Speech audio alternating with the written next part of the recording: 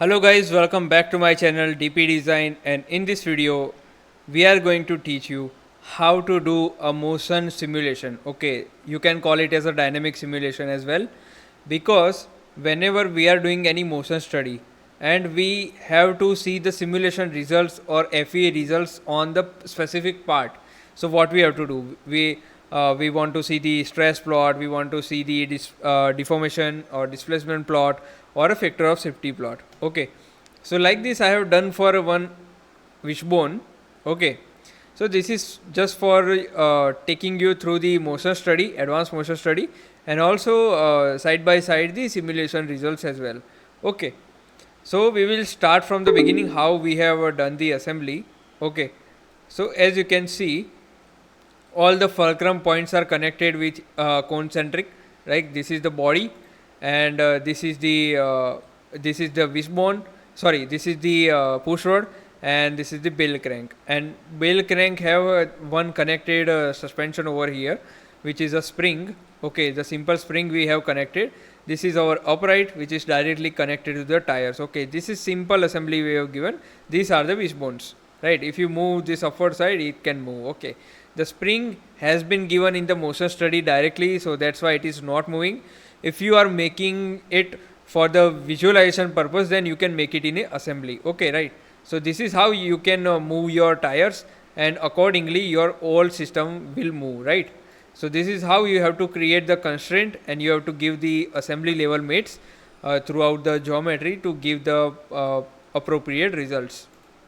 Now, coming to the motion study, because it's a long process, that's why I'm going to take you through my boundary condition, what I have given the boundary condition. Okay, so first of all, I have on the Solidworks motion tab over here, or you can go to add-ins and you can add from this Solidworks motion. Okay, because it's a motion analysis. Motion analysis means it is also including the advanced motion study techniques, also side by side the simulations as well.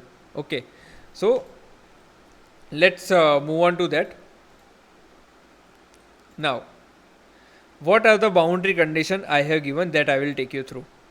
First of all, a simple force I have given on the regarding this plane. Okay, we have taken this reference plane and it is going the upward side. Okay, and also force value we have given. Force value is a F1 is a 80 Newton. That's a 0.1 second, and 20 Newton given in a 0.4 second. Okay, so this is the action point we have given. Action and reaction also that you can give like this. You can select the action and reaction both, or you can select the action plane only, right? So that's how you can give in a step, harmonic, or constant types of forces. If you have any data points from a suspension system or any simulation or kinematic simulation study you have done, so you can put that data into Excel and put that data points in Excel through in the Solidworks motion study like I have shown. Okay, so that is the thing. The second force is applied. Okay, sorry, it's show, and second force is applied on this tire, and on this wheel the same forces we have given. You can apply the different forces as well. There is a linear spring between two bell cranks. Okay, so these are the bell cranks, and with two circular points for the reference point we have given, and stiffness is a 14 Newton per millimeter. Okay, and this is the spring free length you can give, that is a 50 mm. And if you know the damping specification, you can apply the damping coefficient, right? Okay, damping constant. So in the display, how you want to display your spring, like if I want to show my spring as a 10 number of tons, then it will show you like that. Okay, however you want to show, but it will not affect the real result, because the results are depend on the stiffness and the free length. Okay, so this is the thing. You can apply the linear or whatever type of spring you are having, like. Okay, so this is how we have created the spring. And next is a solid body contact.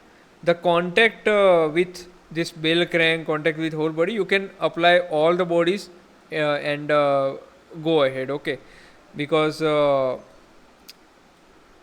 is, if you given a specific constraint to this assembly, then also okay. If you select Control A and all the parts you can select, that is also okay. You don't have any problem. So these are the boundary condition you have given.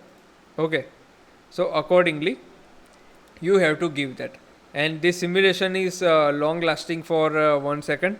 Okay, not more 1 second, because it is taking too much time.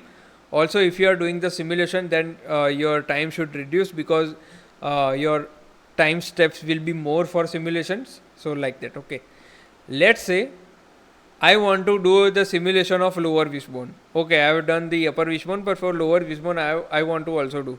Okay, so directly go to the simulation setup from here, and you can select the part on which part you want to do the simulation. Okay, you can apply the total time. Let's say I have 1 second, so you can add the time which is showing 0 to 1 second. Okay, let's suppose you want to do the simulation like I want to see from 0 to 0.2 second how much stress it is generating. Okay, from that boundary conditions. Accordingly, you can check on a different time steps, so that you can check on a specific part.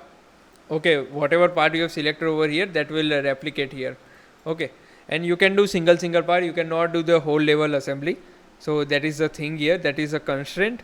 And yeah, in advance you can select what type of mesh you want.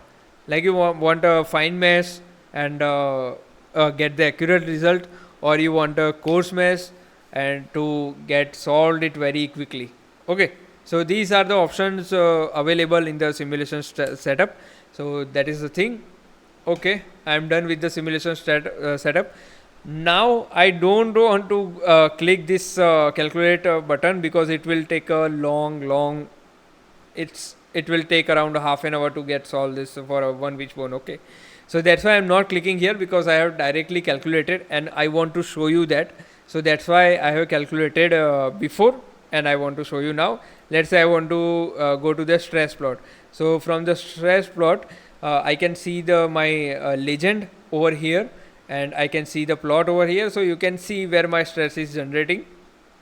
Okay, so accordingly you can also give the forces on wishbone. Whatever you have calculated, you can give the forces on your upright or knuckle, on your tire, and then you calculate each part individually, so you can check the stress levels in dynamic condition. Okay, let's say if you are going for a track level simulation, if you have drawn one race track, and this tires and the whole vehicle is following that race track, then you can see at what point what is the stress level. Okay, so that you can see 0.1 second, at 0.1 second what is the stress level on my wishbone, 0.8 at 0.8 second what is the stress level on my knuckle. So that you can see. Also you can see the forces over here. There are a lot of things available here, a motor or reaction force, like that. You can select any surfaces. Okay, and then you can see, let's say I want to see over this part, then you can get this. Okay, so that's how you can select this forces and the all the parameters with time, how to select that I will explain you later.